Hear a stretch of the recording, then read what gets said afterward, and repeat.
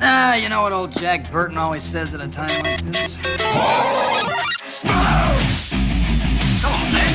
I'll bite your legs off! I can take it. Great power comes great responsibility. We have a fault. Get to the chopper! And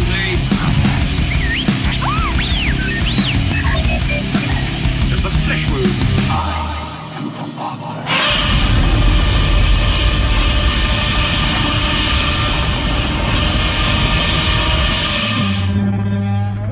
Alright, we are back with another episode of Sludgecast, and this time, like we promised, back with Sludge's best friends here at Heroes Hangout, Jeff and Bubba, who love to take my money. Actually, I willingly give it to them all the time. So we want to do another special video follow-up to the last episode that we did with them. It went really, really well, and as you guys have seen for the last about a month and a half, we've been promoting this Battle of Legends. Thought it'd be fun. Everyone always enjoys throwing up their favorite comic book characters against each other, whether it's Superman and the Hulk. We got a couple of them, Nightwing and Daredevil, that were pretty cool rounds, and we decided to have fun with it. Let you guys, as the listeners, vote, and then we tallied up all of your all's votes, and we're going to add ours in tonight and tell you who the winners are for the Battle of Legends. Also tonight, something we do or wanted to do, since this week we got the sad news of a great man and legend dying. Stan Lee passed away at the age of 95. Monday? I think it was Monday? Monday, yes. So we wanted to talk about Stan, and that's pretty much how we're going to start the episode. So first, thank you guys again for this. Jeff, thank you for opening your home up so that we can do another awesome video cast. And for those of you who have not checked out, because I do share it a lot, their auctions on Saturday nights, check it out if you're a comic book fan, you want really good books for a really good price, check them out. They do it every Saturday night from 7-ish. to about midnight. So, and they do after-hour shows as well sometimes. You'll always find me on there as well. Come in, check out, see what they got. They put a lot of good books up. Not just, I mean, you guys do specialize in a lot of higher-end books, We do. obviously. We try. For very, very good deals. I've gotten some real good higher-end books from you guys that I honestly couldn't afford if I didn't get them through you guys. So they do really well with that. But they also do some not so expensive books. You know, if you look at some cool, amazing Spider-Man's, $365, $375, you want for $10, and they throw those up a lot. So it's awesome what they do, and you can guarantee any book you buy from them is going to be in great shape. If it's a harder find that may not be in the best shape, they definitely let you know, and they know what they're talking about. So, guys, definitely thank you so much for doing this. It's always fun. Just love hanging out with you guys too, a ton. So I don't have many friends, people. So Jeff and Bubba, you know. They're part of it for me. That's so. not a good crowd. So anyways, let's get started. Let's talk about Stan. I mean, Stan, everyone knows, of course, he passed away at the age of 95, so he lived a really good long life, and he's done a lot. Stan was actually born December 28th, 1922. His actual name was Stanley Martin Lieber. I had to look this up because I didn't know this, but I wanted to know when he changed his name to Stan Lee. Now, obviously, he changed it later in life, but he actually started going by the name Stan Lee in Captain America Comics number 3. It was called The Traitor's Revenge, and he had labeled himself as Stan Lee for the first time in that comic book. Then, of course, years later, legally changed his name to Stan Lee. What year was that? 1941. 41. 41. Wow. So he's been Stan Lee for a long time, and you know, he always wanted to be a writer, so he started pretty early in Timely Comics, which eventually in the 60s became Marvel Comics. And he co-created with Jack Kirby and Steranko and a lot of the greats, you know, characters that we love. I mean, like Fantastic Four was the first creation with Kirby, right? Mm-hmm. Then characters like Black Panther, Incredible Hulk, Daredevil, Doctor Strange, who I think was with Steranko. Then, of course, the biggest one everyone knows, the man swinging over here to your right and our left, Spider-Man. Stan definitely, I think, made comic book heroes what it is. I do know, and I read that he took some advice in regards to some things that DC was doing when they revamped Heroes with the Flash and things like that. But he really created the comic book hero, in my opinion, and stapled what they mean and what they are. I love Stan, especially for a lot of things like how positive his outlook in life was and how much he just always drove a positive message to everybody. And that really came through in his characters, not just his characters, it came through in him. He went to conventions all the time. You know, everyone talks about the way you see him on video. was the way he just was everywhere, and just a super nice guy. Loved talking to the fans. It made him happy, and loved doing what he did. Even after he retired from Marvel in the '90s, mid '90s ish, he just kept going to conventions. And obviously, when the movie started, he's made cameos in every one. So I hope they continue that. They did with Carrie Fisher in Star Wars.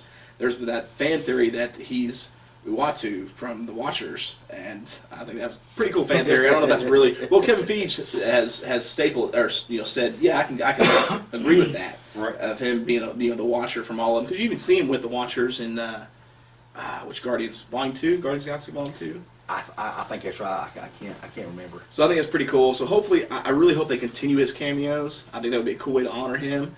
And then bring that character in and make him Uatu. I think that'd be pretty sweet. That'd be pretty cool.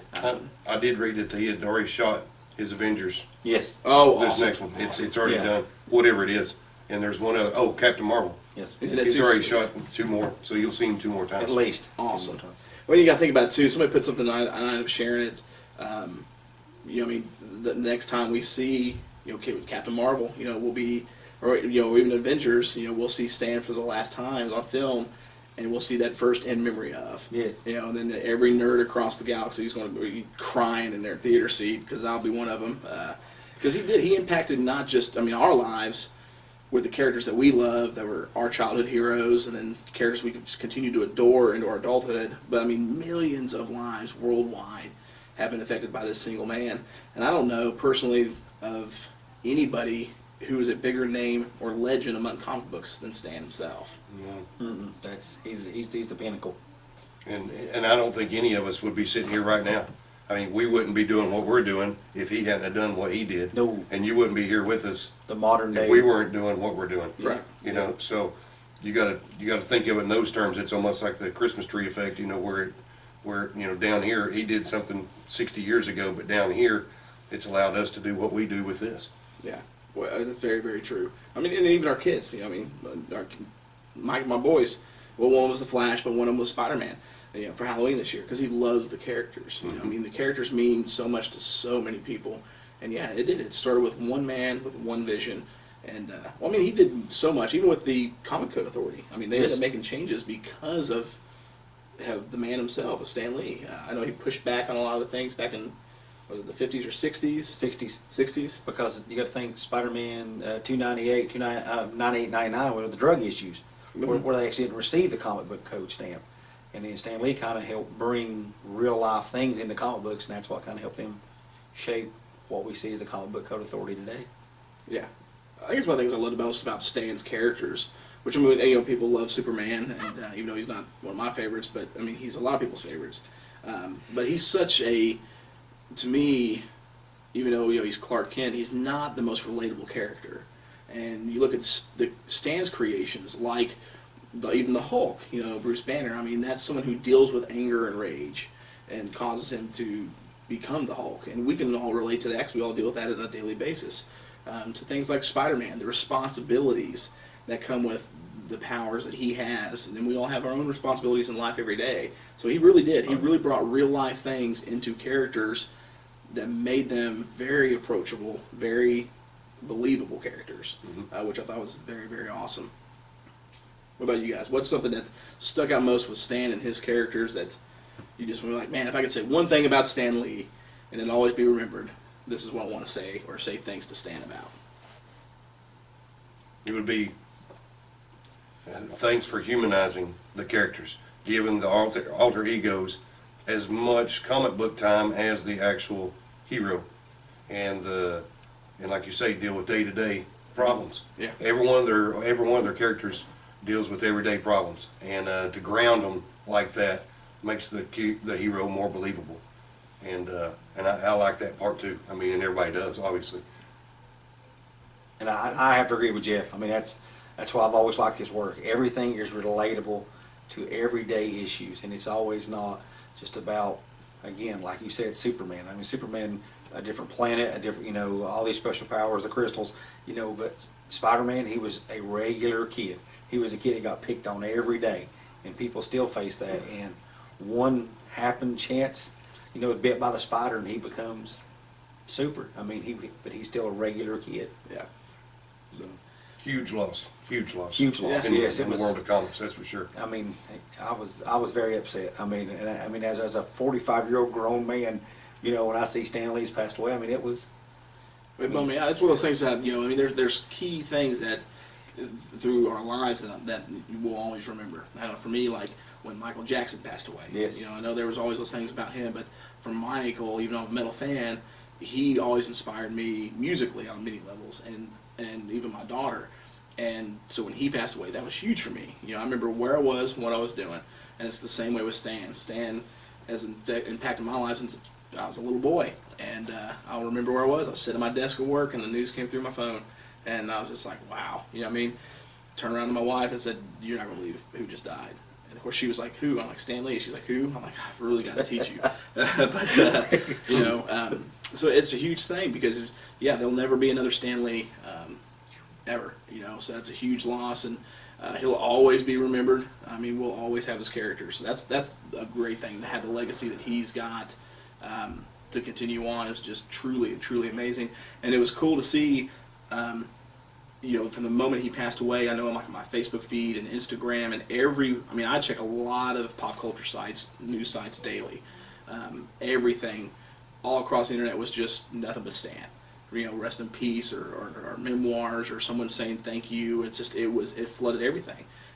You know, I'd love to see what the social media numbers were for Twitter and Instagram and Facebook. You know, it's like, did Stanley break the internet that day? Because it's just, He broke the internet. yeah, because so much.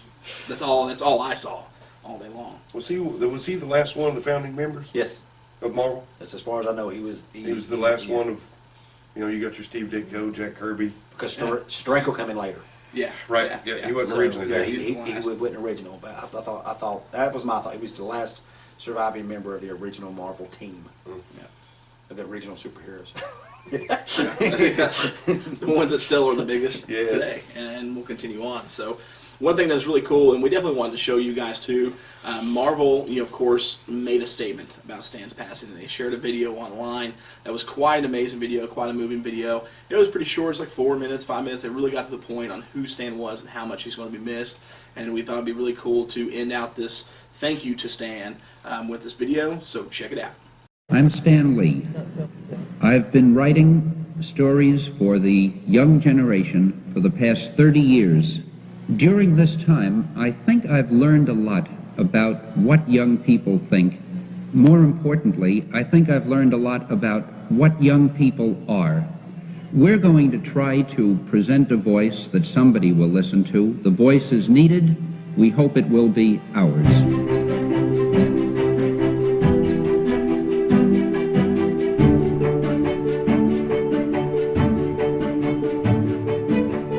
Excelsior! Ladies and gentlemen, the one and only Mr. Stanley.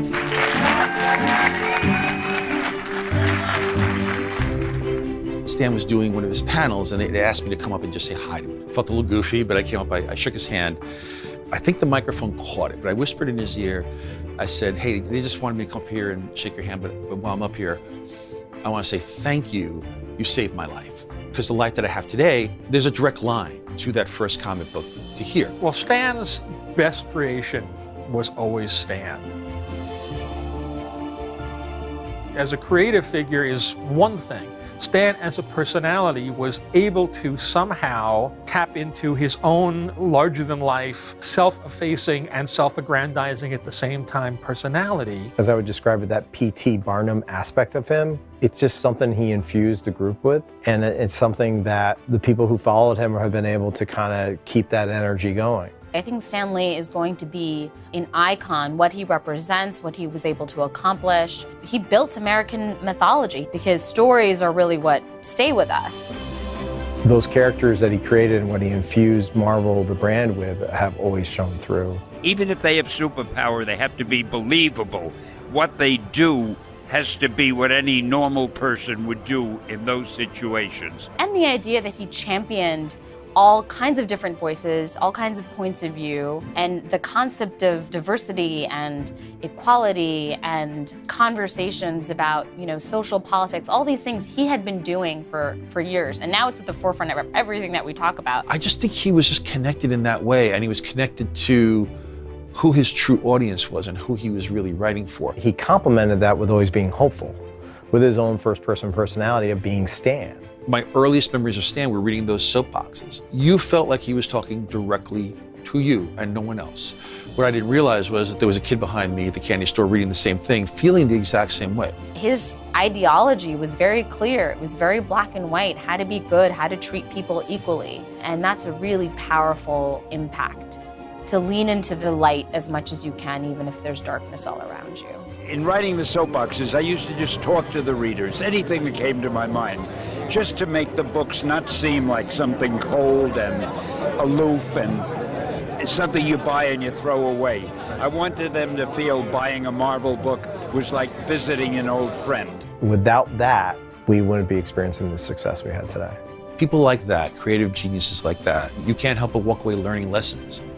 They have a way of delivering messages that, you know, just resonate with those of us who have followed his work and followed the characters he's created. He made it feel intimate and that anybody could belong to it. We're really lucky to have him really define us, because it's really given us something to move forward with. There will never be a world without Stan Lee. He's the heart of the Marvel Universe.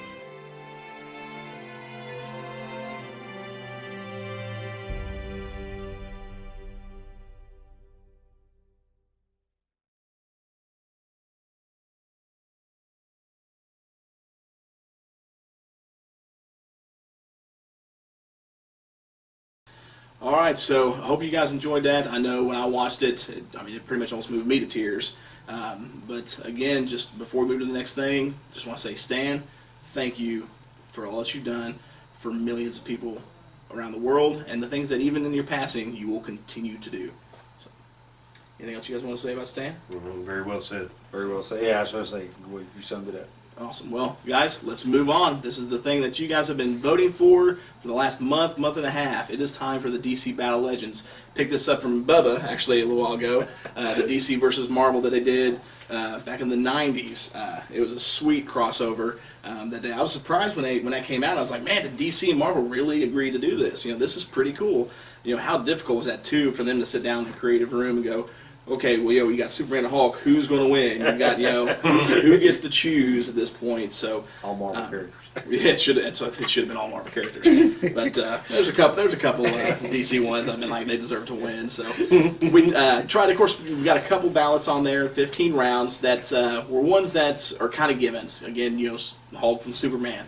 But definitely try to do ones that were a little different. Like we'll talk about Doctor Strange and Constantine. Thought that was a little fun, a little interesting, because a lot of people, when were messaging me about that one in particular, said, well, why don't you do, Doctor Strange versus Katana, or, dang it, can't think of her name, from DC.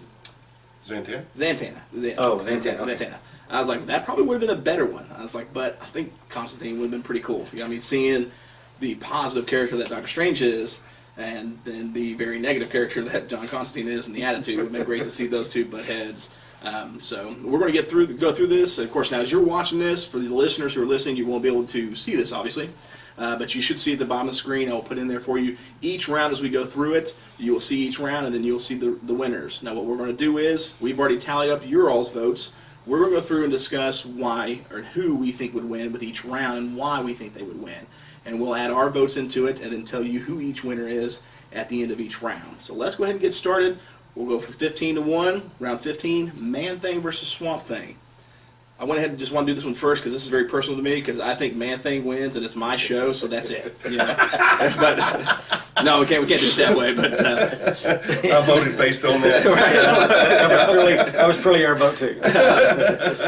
For me, with these two characters, great characters. Swamp Thing, I remember as a kid. I love Swamp Thing, love Man-Thing. Man-Thing, obviously, I love a lot more than Swamp Thing, which is why he gets my vote.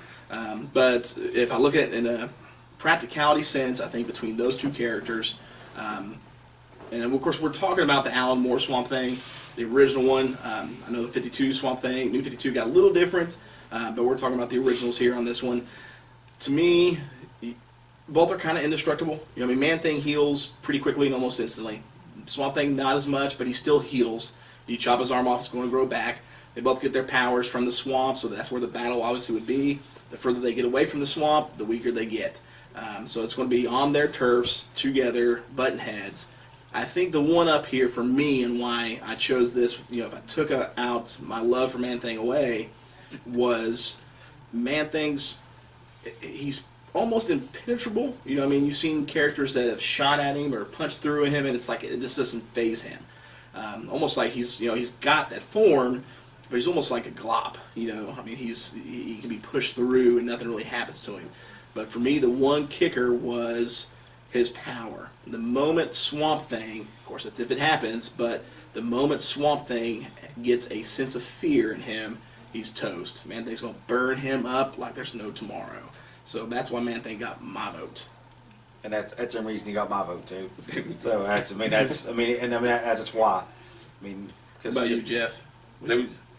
If we could put him in the desert and just see which one lasted the longest, I guess. That's how you could solve that one. That's the true way to find it. I kind of I'm just partial to Man-Thing, honestly. That's the reason why I voted for him. I'm not sure to tell you who would win. It'd be tough, but by everybody else's votes, it looks like Swamp Thing might win. But I'm more partial to Man-Thing to win it. We said Man-Thing, but since you guys got the vote and your votes count a little bit more than ours, you guys decided Swamp Thing is the victor of round 15. Unfortunately. Unfortunately. Hopefully, watching this, you guys have learned you were wrong. Yes. No, I'm just kidding. We're just here to educate you. Yeah, we love you guys very, very much. And you guys decided Swamp Thing won. The next round, number 14, Daredevil versus Nightwing. This was one I tried to make interesting because you've got two extremely great fighters, both at peak physical or human physical capabilities, going toe to toe. Daredevil, of course, being blind, but he's got the heightened senses all around. Nightwing, not blind, but he has got the training and the expertise from Batman himself. And of course, his whole repertoire of when he was just a solo vigilante. He's an amazing skilled fighter. Of course, now both of them suffered loss, losing parents, so they have a similar background. And again, both of them are probably equally as tough, but this was a pretty tight one, I think. I think this was going to be based off of skill, because I think Daredevil, his heightened senses will help him, but I think Nightwing's skill and expertise will kind of make that a moot point for him. That's why Nightwing got my vote. Same here. Nightwing can see. He can see, and if you can throw off Daredevil's senses, and that's not too hard to do. If he figured out that that's what that was, if he could throw off Daredevil's senses, he wouldn't have any trouble, in my opinion. Even though I love Daredevil, Daredevil's a super awesome character, but I think overall, I think Nightwing would probably pull it out. And I agree. I think Nightwing, he could easily, basically pick Daredevil apart with his weaknesses and his strengths. And plus, Nightwing is much younger than Daredevil. So I think stamina would even come into play on that, even if he didn't, break down his heightened senses. So stamina. This one was tight. This one was very close. When it comes to you listeners, you guys voted it to a tie. Daredevil got 6, Nightwing got 6. So it came down to us, and thanks to us, we've decided Nightwing is the victor. So he came out on top, 9-6 on that one. That one was close. I mean, as I saw the votes coming in, I was like, man, this is probably one of the closest ones of all of them. There's a lot going back and forth on this one. Round 13, the next one, is going to be Ghost Rider versus Spectre. I wanted to throw Ghost Rider in one, but it was kind of, who do you throw out of DC against the Spirit of Vengeance? Well, the closest thing you got that I could find was Spectre. But even for me, I don't know much about Spectre. I never really followed him too much, so I had to look up quite a few things about him just to even cast my vote. But so for me, just power to power. Spectre's seem to be a lot more cosmic almost in his Spirit of Vengeance, but Johnny's powers are so much more aggressive, and to me just seem much more powerful than Spectre's when pushed to the edge and pushed to the limits. Mm-hmm. So because of that, Ghost Rider got my vote. Same. Ghost Rider, I mean, anytime, there's not many people can go up against him actually on the whole list. On the whole list, really. I if agree. he gets a hold of you and uses his stare, he could really put any of them down if he could get close enough to do it, in my opinion. He's overall kind of a weak character, but But if he gets close enough to you to do stuff like that, you're done. Yeah, You're toast. I don't see another name on here. Yeah, that would be toasted out. yeah, that's You know, maybe somebody like Superman. Captain America. Superman. If he was up against Cap, I don't think he could do a lot against Cap. Oh yeah. But like somebody like Batman, he'd torch him. He might be able to do it from 100 yards with Batman's character. So. Bubba, what about you? Oh, I did definitely Ghost Rider because I know Spectre is more cosmic, but I also thought of it on the plane as the new cosmic Ghost Rider as well. That's true. Yeah. So you know, so he's actually cosmic as well, but you know, I still hands down Ghost Rider. I mean, if he does the stare, you know, you're toast. You're done. Toast. Yeah. So, put a fork in it. It's done. well, with our votes and your all's votes, actually, this was pretty one-sided. Definitely Ghost Rider. I think one person voted for Spectre. I need to go back and look and see who that was. Yeah, I need to report that. Yeah, you see the lost soul was. Yeah, Ghost Rider's after you. Maybe he knows. Maybe he knows something. Yeah, they don't know. Maybe. Let Tell us know. So, educate me. us and all the rest of the people voted that said Ghost Rider. We need to know why Spectre couldn't win this one. So, but as far as the votes go, and us here, Ghost Rider definitely won this one by a long shot. Of course, number 12. I did this one because you see, even in this one too, in the comic book up here, you had Wolverine and Lobo. You got to bring Lobo. Lobo's just a good brawler. He's a great character. He's, super strong. He's that edgy, Wolverine-esque type character that DC's got. Yes. But I didn't want to do the same thing with Wolverine versus Lobo because we've already seen that, and you see it tons of times otherwise. So I wanted to bring somebody I loved, and I had to bring Venom because Venom is the man. I thought this might be a very interesting fight because you've got somebody who's got a healing factor as quick as Wolverine's. Now, Venom can heal too, maybe not quite as quick, but you've got a lot power-wise between the two of these that I think would make this good. They're both just dirty brawlers. I think this would be the best. If you put anything in like a bar room fight, it would be this fight right here. So, for me, I went Venom all the way. Love Venom. He's my favorite character. But the reason why I went Venom is because I know Lobo's got that healing factor. And I think Bubba may have said something earlier, but it takes one thing that Venom loves to do, and that's bite off heads or eat brains. And the moment he does that to Lobo, it's all over. You're not coming back from that. No, it's not happening. Healing factor or not? No. Yeah. I'm saying Venom. I'm super familiar with both characters, and I think Venom could put a whooping on Lobo that his healing factor wouldn't keep up with. No. I think you could strap him down. I mean, you saw. I think between. Venom is a formidable foe for Spider-Man. So Spider-Man, in my opinion, could beat Lobo. So it's not even close in my book. I think that's just like the natural order of things. Yeah. Just the pure natural order. I mean, Yeah, Venom's one of my top 3 favorite characters. So I mean, it's hard. Yeah. Especially for Lobo. I mean, I don't even think Lobo's really a worthy opponent, in my opinion. But Wasn't that instant? Like, you gotta go Venom and Carnage. I was like, yeah, no, Carnage is Marvel. Gotta find somebody DC. Who could go up with DC? It's definitely Venom, hands down. Yeah. All right, so we voted Venom, and the vast majority of you all voted Venom as well. So in this round, Venom came out the victor by a pretty good long shot, actually. So, I mean, that's 10-3 leaning towards Venom. And so here we go. Chopped his head off, and it's over and done with for him. So round number 11. This one. symbiote stake through the heart. Heal up from that. Yeah, heal up when you don't have a heart. Right. All right, so number 11, round number 11. Try to make it a little interesting too. Again, we talked about, Zatanna was one that a couple people messaged me and said, this is who should win against Doctor Strange. But I thought it was pretty interesting. Doctor Strange versus Constantine. So Doctor Strange, he was a medical doctor, lost use of hands, became Sorcerer Supreme. And his powers, who has he not fought that he's not taken down, Doctor Strange is very powerful in his ways. But then I look at Constantine, and for this one, I voted Constantine only because Constantine has got a never say die or give up attitude.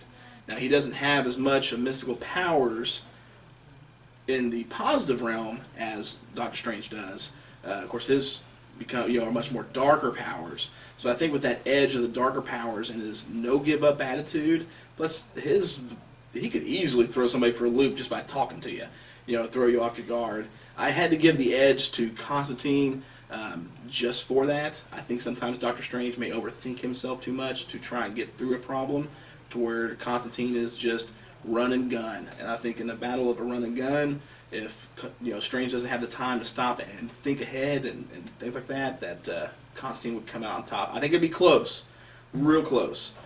But just because of Constantine's attitude, no holds barred attitude, run and gun, I give it to Constantine.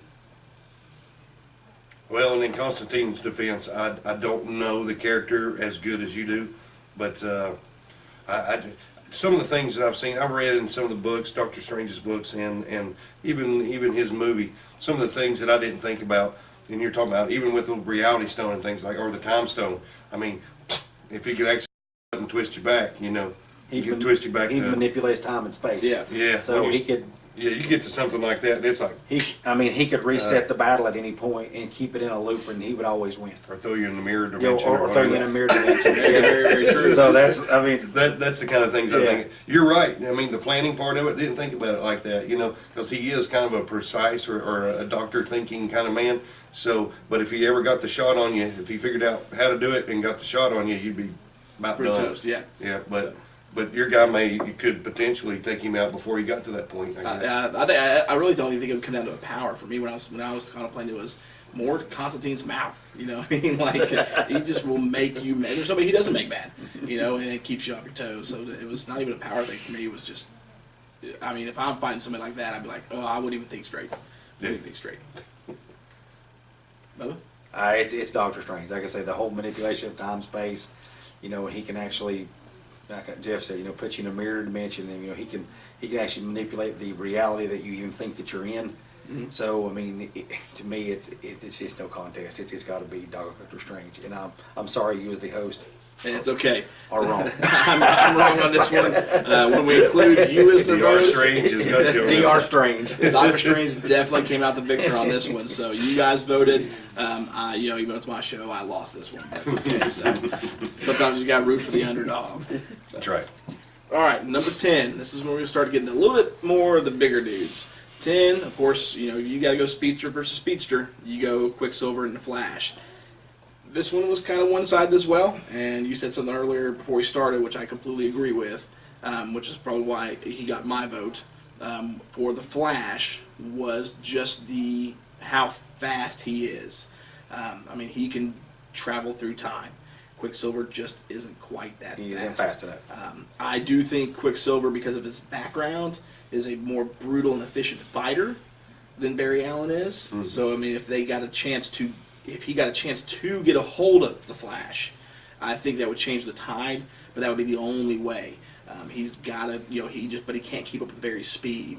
So for me, the speed that Barry's got definitely trumps Quicksilver.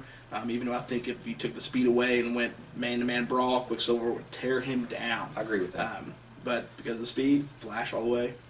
That's it. If you're putting speed to speed, Flash has got it. Yeah. I mean, you're talking about Mach. I mean, even in the TV show, he's going Mach 8 and Mach 12 and things like that. Unbelievable. And, if you can do time, I mean, you're going faster than technically the speed of light. So, Quicksilver just his tennis shoes won't keep up with that. No, not even close. He don't have his Nikes laced up. I'm tired of the Flash. I mean, for the obvious same reason. I mean, it's clear winner, the Flash. Yeah.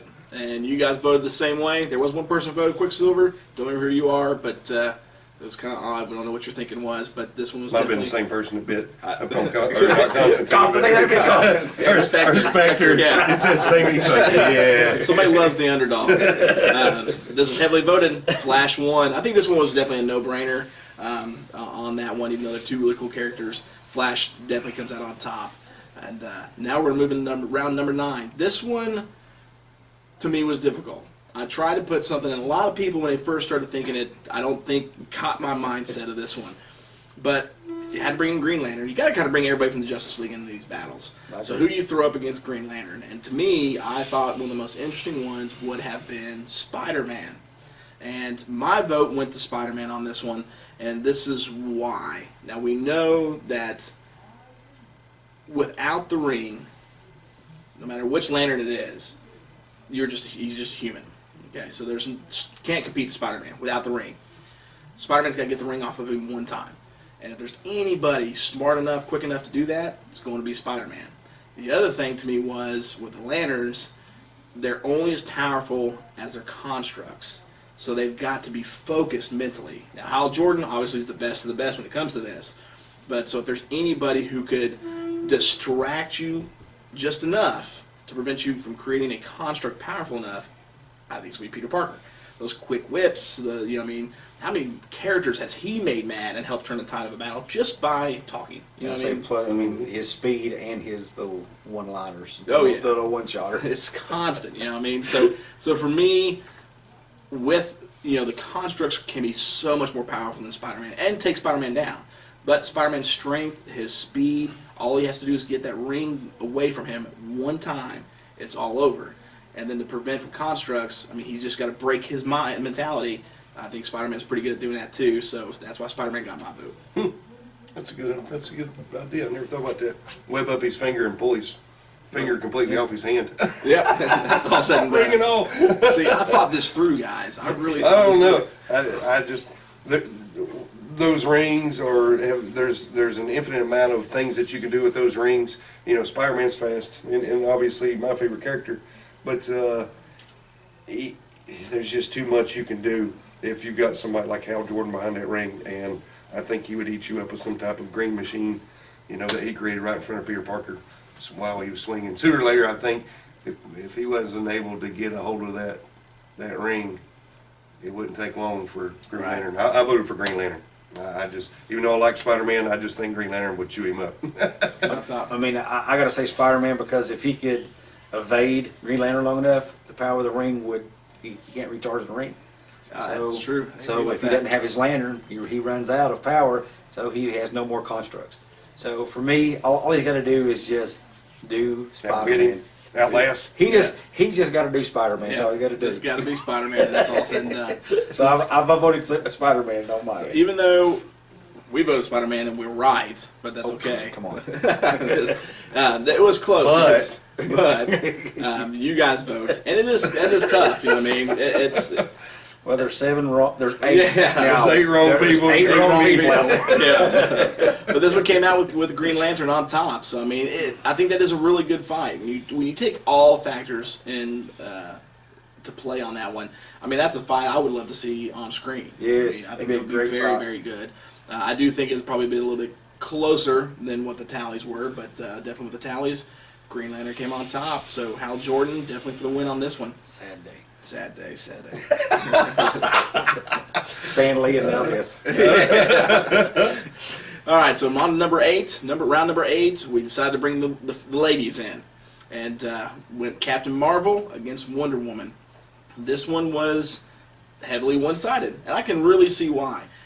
Captain Marvel got my vote, mainly because I think her powers are borderline limitless. As we're going to clearly see here in the next Avengers film. I took this down to, and it was hard for me, because if you look at them as far as a fighting capability, Wonder Woman's got the edge by a long shot. She is a much better fighter, more experienced. But I think in a tide of, and don't get mad at me, ladies, when I say this, but in the battle of women, I think emotions are going to take effect. And when a woman gets crazy, she gets crazy, and you get out of her way. I see Wonder Woman keeping her cool. I see Captain Marvel losing her mind in a fight with her. And because of losing her mind, I think that power of a level of hers would just go through the roof, those cosmic powers, and would turn the tide, which is the only reason I gave Captain Marvel the win on this one. Like I said earlier, I've seen power rankings of like Wonder Woman, and where she can literally, push mountains off their foundations, and to be able to do that. And I've not now in Captain Marvel's defense, I have not seen her true full power yet, and I want to see it in the movie. I may change my mind, but the way I see it right now, and there's not a lot of characters in the Marvel universe that can stand up to that kind of power. And I think what they show on the movies is just a small portion of what Wonder Woman can actually do in the books. And the battle at the end, she was battling at the end of Wonder Woman, she's battling, what's his name? The bad guy. Ares? Yeah. Yeah. I mean, you're talking about the God of War. So it's like, yeah. I mean, if you put her up against somebody like Ares, Captain Marvel, could she stand up to it? And because Wonder Woman had a hard time with him, but she put him down. Yeah, but so she uses the bracelets. I mean, that's right. I mean, that's a. So I had to vote for Wonder Woman, even though I kind of reserve my vote because I want to see how far they take Captain Marvel in her movie coming up. I think it's going to be interesting. I think 'cause I know when I did some reading up on Marvel and what I know of the character, I mean, they put her power levels, I mean, in the likes of Galactus and Warlock and, above Thanos and things like that. It's just, getting there. How much can she really do? It's kind of like Phoenix. Yeah, kind of like Phoenix. You kind of put them up on a pedestal. Yeah. I mean, that's a tough one. Yeah, I gotta go Wonder Woman. I think just because I think that she would actually use Captain Marvel's unstable emotions against her, in almost a sense, where she could manipulate her enough to get a good battle strike on her and end the fight. Yeah. So I don't know. I chose Wonder Woman, and it's odd that and I'm not a huge DC fan, but when you start putting them up against certain characters, I mean the DC character is an obvious winner to me. Well, we voted, you voted, and Captain Marvel did not win. Wonder Woman definitely took the win on this one. So It's the same one person. I'm with you on this one person, whoever you are. I stood in agreement with Captain Marvel on that. All right, number 7. This one got kind of one-sided as well. Round 7 was Hawkeye versus Green Arrow. The Robin Hoods of both sides on this one. Well, not so much Robin Hoods because they didn't, rob the rich and give to the poor, but both archers, both heavily experienced fighters. This was tough for me. I'm a much bigger Green Arrow fan, and while I did vote Green Arrow, I kind of still had to put aside my, love of the character to who would go toe-to-toe. And I came to this conclusion. If it was Ronin and not Hawkeye, I would have voted Ronin all the way. But we're talking Hawkeye before he becomes Ronin and gains all that extra talent, expertise, and that he gets there. When it comes to just the two through and through, I had to stop and think who, even though the battle was a certain way, who took down Superman or helped take Superman down. It was Arrow. Arrow's got the expertise. I think those both go toe to toe, but just that slight edge in battle to me goes to Oliver Queen. Mm-hmm. He's more take down Superman. He's more ruthless. Yeah. Hawkeye's they're both great. I think they're both great characters, but Green Arrow is more ruthless, I think, in the brawl than Hawkeye would ever get. Mm-hmm. And I think that would be his undoing. Simple as that. Yeah. I chose Hawkeye just because I think the different arrows that he has in his arsenal could make up for his lacking ability and maybe in the fight situation or even power. I think that he could use different types of arrows, and it would make a huge difference in the battle. Hawkeye does have some sweet arrows. Oliver's got a couple, but Oliver never really did what Hawkeye did. So this one was tough. To see these archers go toe to toe would be a dream, anyways. But as we voted and you all voted, this was pretty one-sided. Oliver Queen came out on top of the win on this one. Except for me and the one other person. Except for you, you're with that person now. Bubba's on your side for this one. We tried to spread the love around. Number 6, round number 6. Moving on to this one. This one I thought would not be so heavily one-sided as it ended up being. I thought this would be interesting because if you include the mother box when it comes to Cyborg, I thought it would be a tough one here. But Iron Man versus Cyborg, I went Iron Man because I think Tony Hawk has got the experience well above Cyborg. Cyborg, he's still not a kid. He's college age, but he doesn't have the experiences that Tony Stark has by a long, long shot. I think power-wise, Cyborg outdoes him maybe in his power and his strength and the things that he could do, but Tony's intelligence and his technology and his experience just, to me, far outweighed Cyborg, and that's why Tony Stark got my vote all the way. I hate Cyborg. And that was it. No, I agree. Iron Man's one of my favorite characters also, so there's a little bit of that going on in my mind, but we had a good conversation a while ago where Cyborg could actually, if he could infiltrate Tony's circuitry in his armor, that could end the battle quick. Very quickly. But I think while he's trying to break through whatever 5 million encryption layers, Stark would blow him away with the. Like I said, one EMP and Cyborg's on the ground in the field. Yeah. Crying for daddy. One EMP and especially in the nano costume, you know, if he's got he'd pull out a couple extra guns and bam. Yeah, it's Iron Man. Very heavily. Actually, nobody voted for Cyborg, so I feel bad for him a little bit. So one-sided all the way. Iron Man, Tony Stark, you took the victory on this one. Moving into round number 5. This one I thought was extremely interesting. We'll say why this is so interesting here in just a moment, actually. But it's Captain America versus Batman. Now, the Cap got my vote. Cap's my favorite character of the two. I love Batman. He's my favorite DC character aside from Green Arrow. But to me, I think Bruce has the fighting expertise over Steve drastically. And limitless gadgets. Yeah, the limitless gadgets, yes. But Steve's, he doesn't quit. You cannot stop Steve. It doesn't matter. I mean, to the point of death, Steve will continue to fight no matter what. Steve's got the strength over him. I mean, Steve has got the slightly enhanced strength over Batman. Even though Bruce is at the height of human capabilities, he's not quite as strong as Captain is. You also include the shield. Is going to be a major problem when it comes to Bat, because he's got the gadgets, he's got the batarangs, but that shield is impregnable. Nothing's going to go through that. So I think aside from liking, because it's tough, I love both characters so much, but to me I gave it to Cap for the sheer fact that Cap never quits. He's a little bit stronger and he's got the shield. So he got my vote for those. Cap's my heartfelt choice also.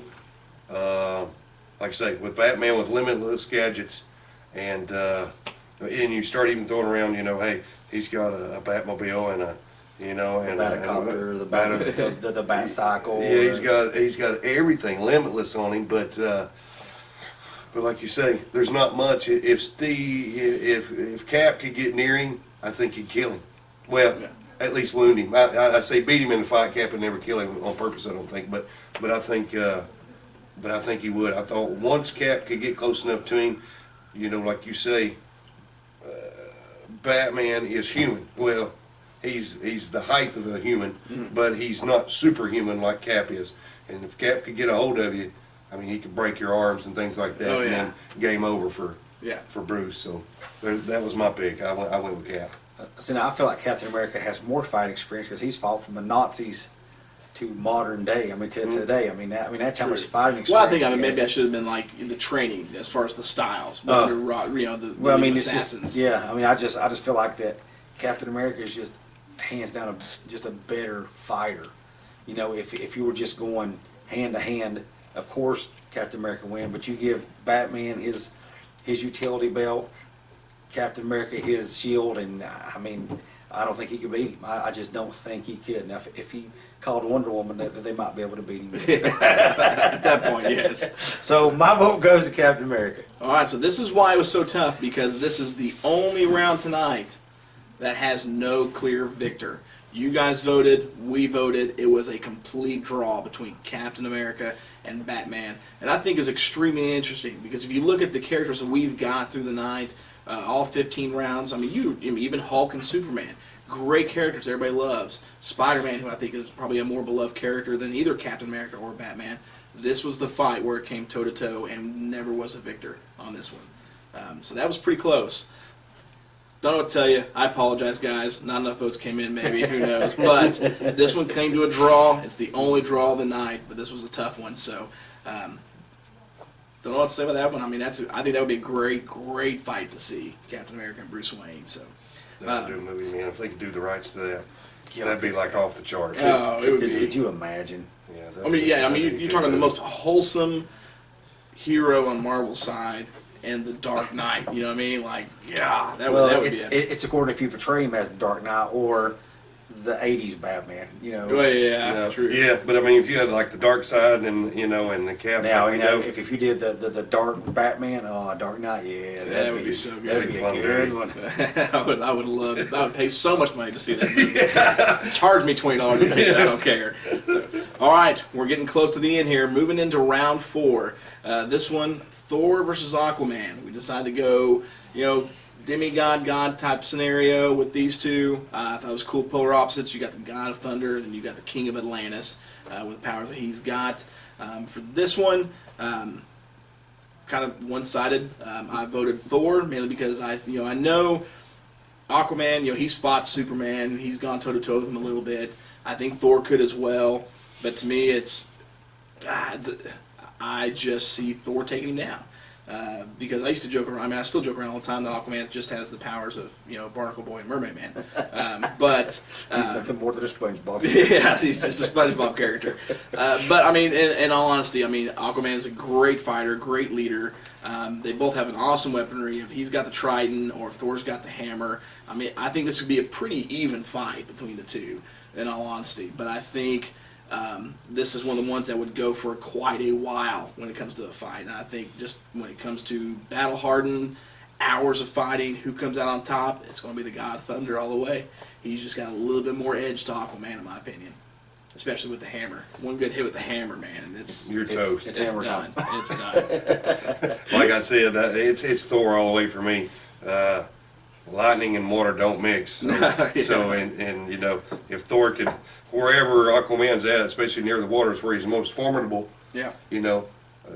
Thor lights up the water and electrifies it. And water carries electricity. So yeah, you'd smoke out all of Aquaman's fish, everybody else. So I think I give him the benefit of the doubt, but that's so true. You had fish soup, is what you had. That would either be the longest fight or the shortest fight. Right. He come down, shock the water, and then it kind of stuns him for a second, and then you whack him with a hammer, and it's over. I mean, that to me, that's a short fight. But Aquaman's formidable. There's no doubt about it. He's a good character, but not against Thor when you rack up the two. Yeah, he's no Thor. I went Thor for the exact same reasons. That's why they kept him out of the Avengers movie until the end, because they would have not been an Avengers movie if Thor would have been in it. If you had to knock him out and let him float around space for a while and let him go find another hammer. Because as soon as he came back on the scene, it was over. Oh, yeah. And even like very quickly. From stopping everybody to slamming that axe right into Thanos. It was done. Well, this is like what is it? The Bruce Banner comes out of the Iron Man suit or the big armor, and he's like, "Oh, you're so screwed now." You're right. It's over when he gets there. And even in the Avengers books, if you read those books, a lot of times they take Thor out of the picture, or Thor's on another planet, or because if they tell a story, they can't hold that story together. It's not even realistic if Thor's there. Right? Yeah. His power is unbelievable. He's just there. Or Thor runs in and gets knocked down or knocked out or something like that, or gets whatever in a bubble. He's out of the fight, and then all the other Avengers fight, and they have a hard time and everything, and at the end Thor busts back out of the bubble or whatever, and then it's game on, and he ends it. It's like it was one of those things. When I first started coming up with these rounds, it was the original idea was to put Thor against Superman, because to me I thought that would have been the best fight. Because I think if what Marvel characters can go up against Superman. Two come to mind, and that's Thor and Hulk. That's agree. Really the two. Thor's a god. Hulk's his strength doesn't. The angrier he gets, the stronger he gets. So I thought those were the two. But to me, it just didn't seem quite as fair to put Hulk against Aquaman, because I think that would have been a little bit quicker of a fight than Thor and Aquaman. I'm gonna throw it around for a minute. The only one that I think in the Marvel universe that can stand up to Superman, and you all guys know this probably, is magic. Is the one thing that Superman's vulnerable to. Doctor Strange. Yep. He's the only other one that can, in my opinion, could even stand up to Superman, because Superman is on a scale. If you see where these characters, in my mind at least, line up, Superman's on a scale beyond anything. I don't know about the Watchers and Galactus and people like that. That's too hard for me to even comprehend. But when you can spin the world backwards and You know, there's just nothing you can't do. Yeah. You know. Well, yeah, that's true. Yeah, Doctor Strange would be a really good one to put up against. Really. Uh-huh. Of course, when it takes one hit from Soups and Yeah, if he even gets close. yeah. If Superman blow him down, it'd knock him out and kill him. Yes. So, yeah, it wouldn't take much. One wrong move and you're dead. Yeah. Just like everybody else in the Marvel Universe. He's gonna have that time stone with him and using it constantly in that fight. So, so yeah, Thor and Aquaman. That was definitely one-sided fight. Again, one person voted for Aquaman. Wasn't any of us. But, Not us. But congratulations, everybody. Yep. You're continuing to root for the underdog. We appreciate that. Definitely went to Thor. Thor came out on top on this one. So, round to number 3, and this is the last of the hero fights. And of course, this is one of the big ones. And even though it was heavily one-sided, I think this is going to be a closer fight than most people will give credit for.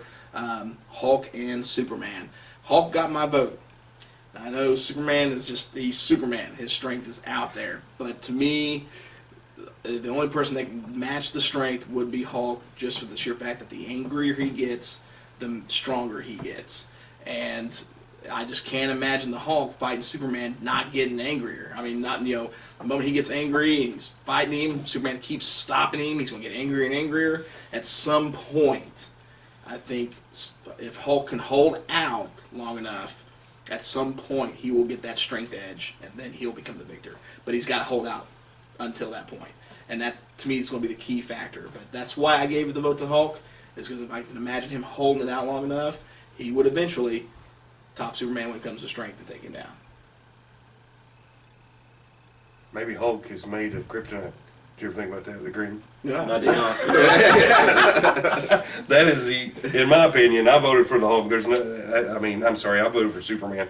I just don't know anybody that's on his class of character, of strength, ability.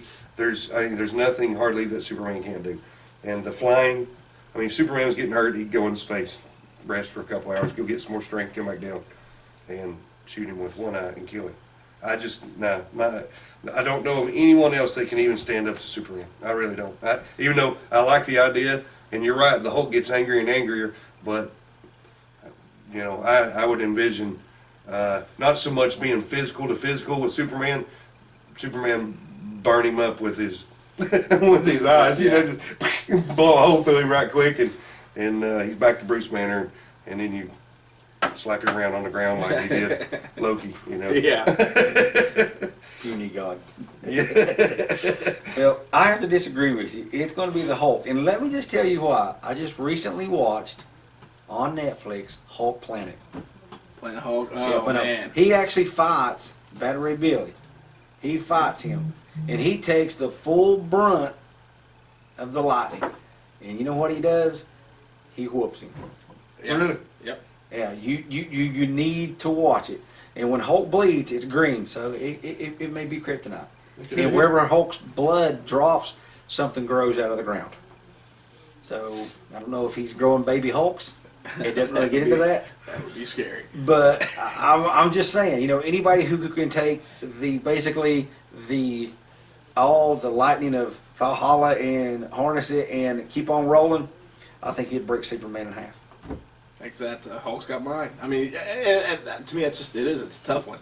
There's a clear victor on this, but to me, it's the Hulk. It's how many characters too we look at after the events of Planet Hulk. When that ship blows up and he's got his son, and he thinks, of course, his son's dead. Yes. He comes back and nobody stops him. He's got the Avengers, Fantastic Four, everybody is on top of the Hulk.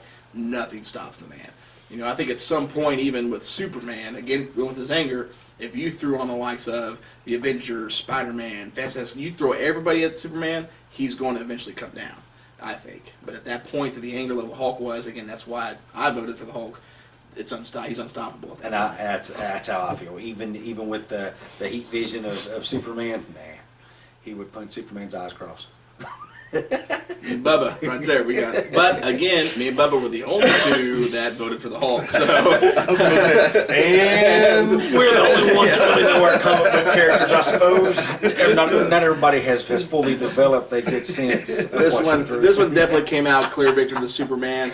And then if I have to step back too, with this being the last of the superhero ones, definitely want to talk about these two characters. If you look at a historical standpoint, you got to give it to Superman.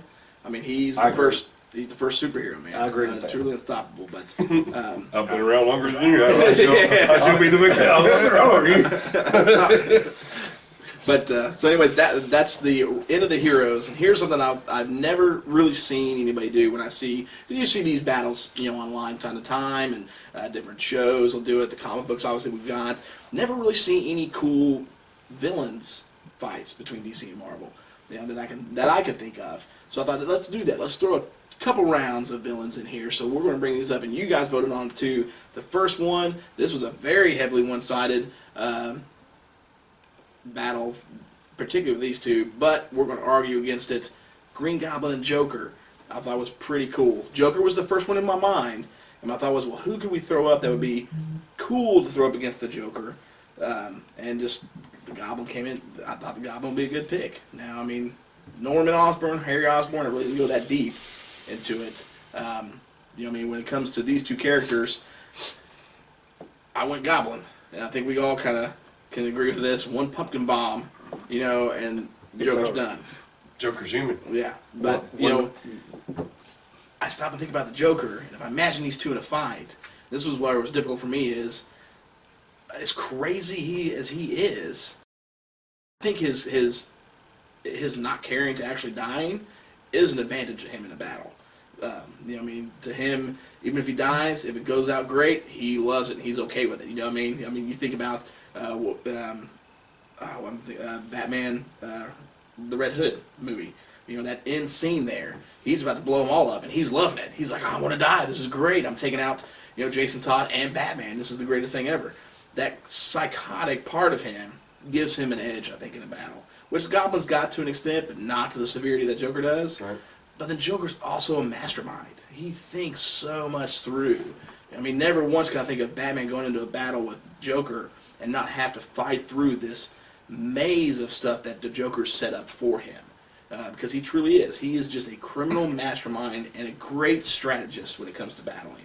So to me, it was really tough. But then you look at Goblin, he's got the strength, he's superhuman, and one pumpkin bomb. You know what I mean? You get a glider, and a pumpkin bomb, and it's pretty much toasted. So for me, I went with the Goblin mainly because of the strength that he's got over the Joker and the pumpkin bombs. That's it. I'm saying. Yeah, I agree 100%. So we were in the wrong, obviously. So this one was the minority hit us again. Another one-sided. This one clearly went to the Joker. You guys voted, and you guys voted heavily for the Joker, and it's tough, man. Because I almost want to see the Joker win just because I love the character more. But again, if I had to be realistic, I think the Goblin goes out on top, but we don't live in a realistic world apparently with the votes because it was definitely the Joker all the way. So I have to think. When it comes to him being just as crazy as he is, psychotic and a great strategist is probably what would put him on top if he was to truly win, which he won because you guys voted, and I think that would be a good one. That would be one of the pretty cool to see. That'd be a good fight. Yeah. So all right. So the last round, big round. This one has a factor in it that weighs a lot. Thanos and Darkseid. Now they look a lot alike, these two characters, and they are two of the biggest villains on both sides. And a lot of people messaged me, a lot of you listeners messaged and said, does Thanos have the gauntlet or not? And I had to really weigh on that, because if he's got the gauntlet, there's really nothing Darkseid can do. To me, that's too much of an advantage to not even come close to a real fair fight. So we said, no gauntlet, just Thanos and Darkseid, power to power, strength to strength. Who would come out on top on that one? I went with Thanos on this one. The reason why I went with Thanos, Darkseid's got the beams, man. He's got those Omega beams that are extremely powerful. But Thanos has got a drive to him and a fighting expertise that I think Darkseid spends more time sitting on his throne doing nothing, when Thanos is more, I'm going to get it done myself. Hands-on. He's got the aggressiveness and the fighting expertise, battle expertise and experience that I think will take Darkseid down.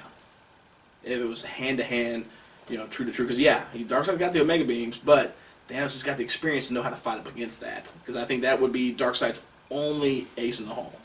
That's right. Because Thanos, obviously, even by what we've seen, is a good hand-to-hand fighter. I mean, to be able to take down the Hulk in a few shots, basically.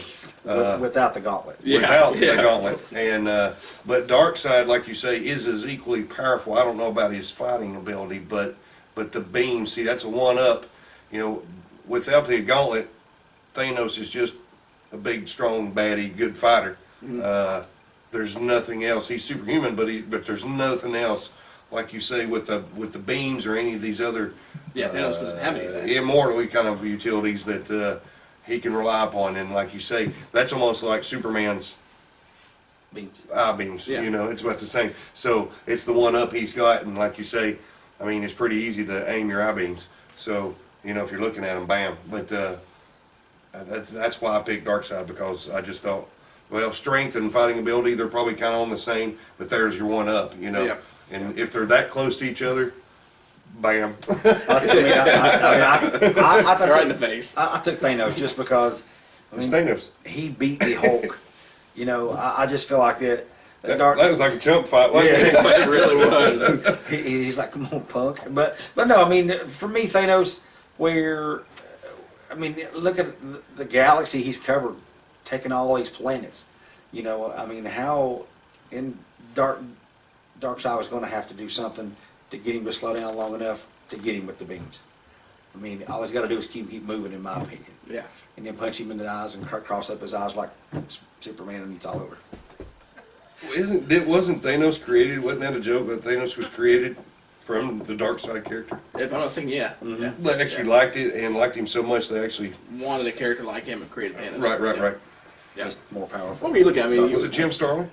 I can't remember. Whoever it was. I can't remember either, but I think yes. it is. I think Starling is who created Thanos. So, well, that one was. I mean, it was kind of close. wasn't too close. I mean, that one came out 7-4, but Darkseid did come out the victor on that one. And I mean, if you do take in the Omega beams, if he does get that in, I don't think one shot's going to do it for Thanos. No. It's going to take a few. But again, that's why I gave Thanos the upper hand on I that got one. Thanos.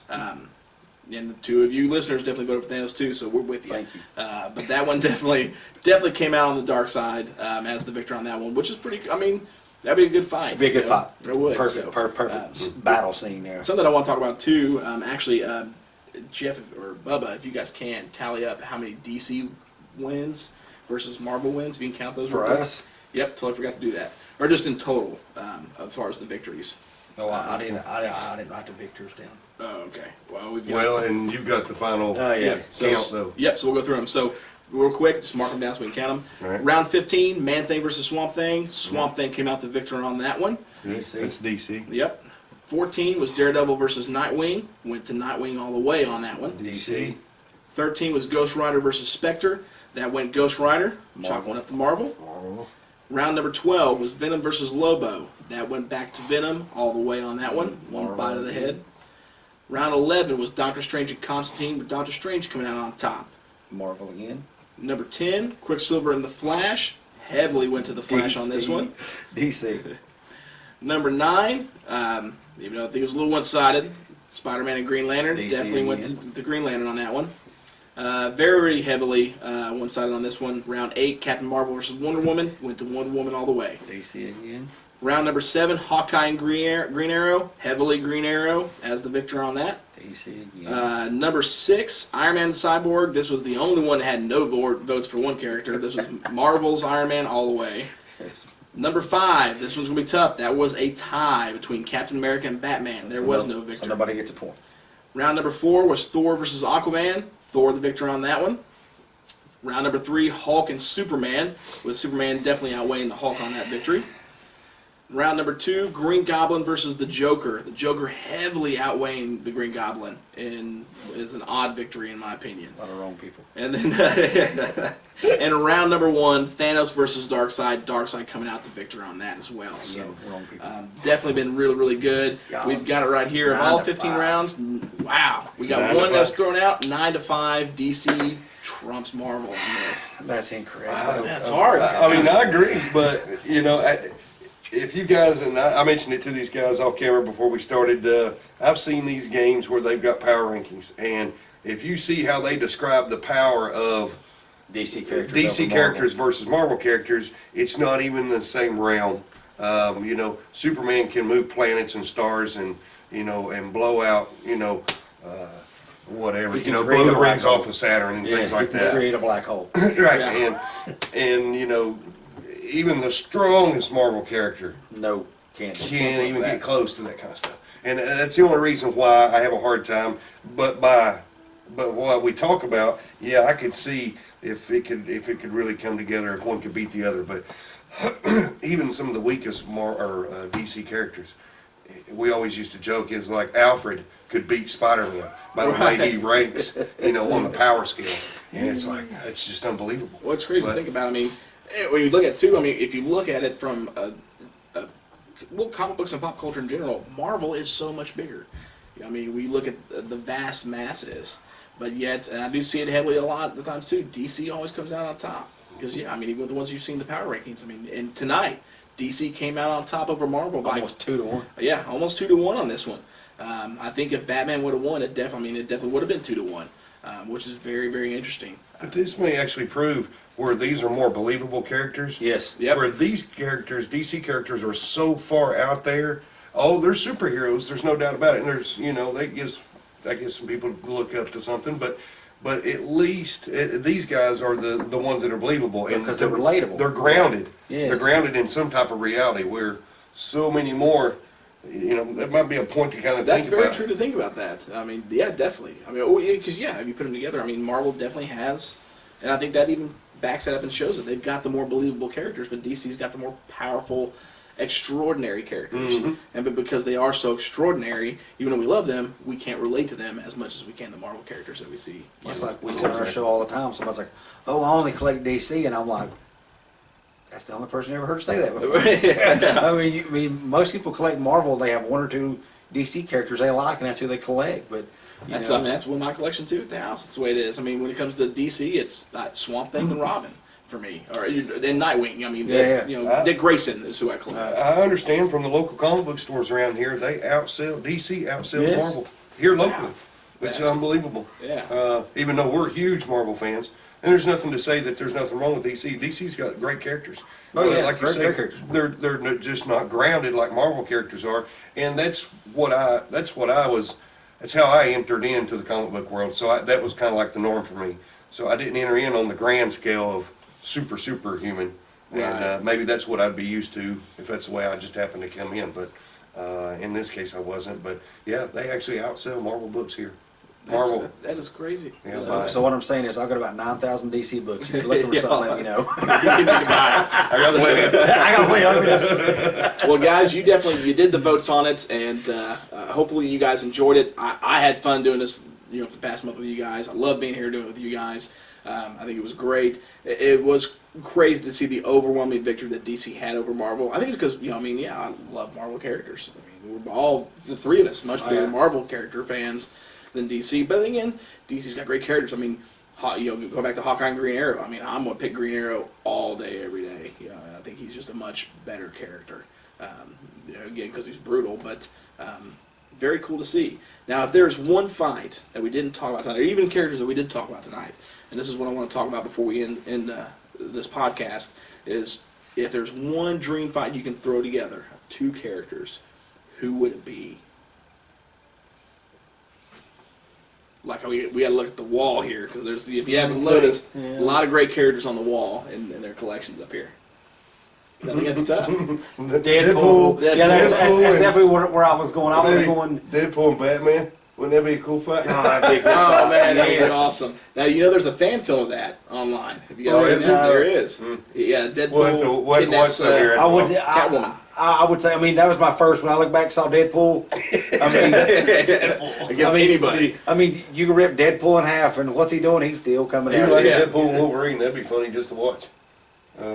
You know, and 2 out of the same, you know, Marvel universe. I'd like to see Tomb of Dracula, read Dracula, and Werewolf by Night fight.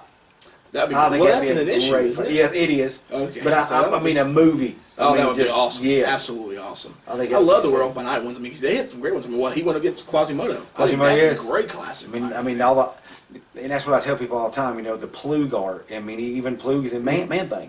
You know, that art in that particular time in the 70s was so good, like 75 to like 78. I think that's when the Plug art was. It was just great art, great stories. I mean, just mind blowing. to me.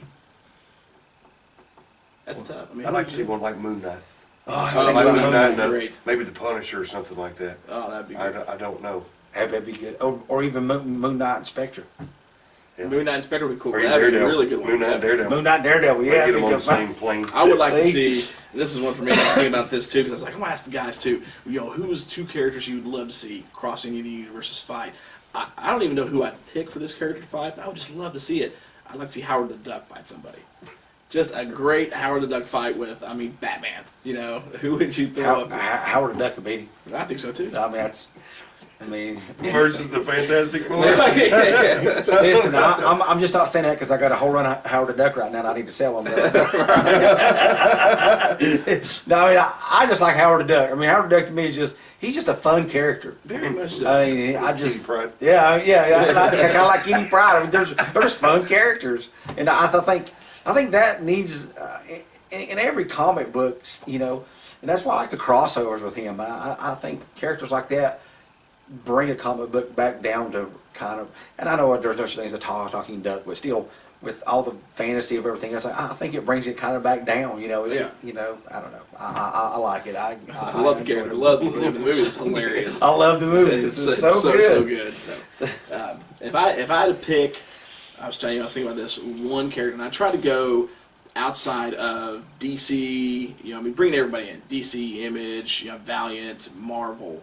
The two fights that I think I would love to see, I would love to see more than anything else, would honestly be, because I think it would also make a great movie, Spawn and Ghost Rider. Man, that'd be a good movie. I think that would be a pretty killer fight. Yeah, that'd be. You got two characters who have got powers from hell that don't want those powers, but have to deal with the deal that they made for a loved one. Go toe to toe. I think that'd be one of those ones where you'd see them fight, but then they're like, "What are we doing this for? Let's go take out my bullshit." You know what I mean? And didn't really just cut the deal there. I think that would be a pretty crazy epic movie. That'd be a great fight too. Oh yeah. I couldn't imagine. It'd be cool. That'd be. I think Ghost Rider'd smoke him just for the same reason. Yeah, He'd get one penance stare. Yeah, the penance stare at him, and he'd really toast out the Spawn. I don't know, man. Spawn may rip his head off before he gets to it. Yeah, Spawn break out the chain on him, baby. It may not get close enough. Yeah. Well, they both got the chains. Yeah, I know. It would be. I think that would be one. Yeah, awesome. but Ghost Rider's only got the chain. Spawn's got. He's got the chain with the razors on it. Yeah. So he could cut his little skull off. Slice his skull in half. Kick it back to Hades with a football kick. Definitely would. That's awesome. All right, well, guys, thank you all so much for joining us. Hope you all enjoyed the Battle of Legends. Again, we say thank you to Stan Lee.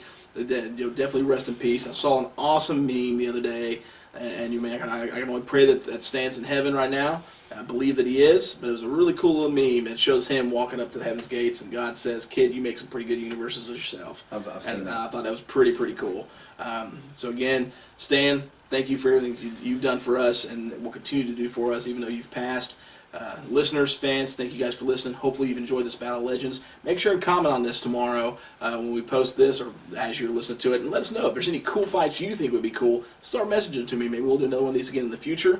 And again, thanks to Jeff and Bubba for joining up with me. Jeff opening your house so we can do this. Thanks for having us. Definitely appreciate it. And you guys definitely, please, go check them out on Facebook, Heroes Hangout. Give them a like. Going to be on tomorrow, 7-ish.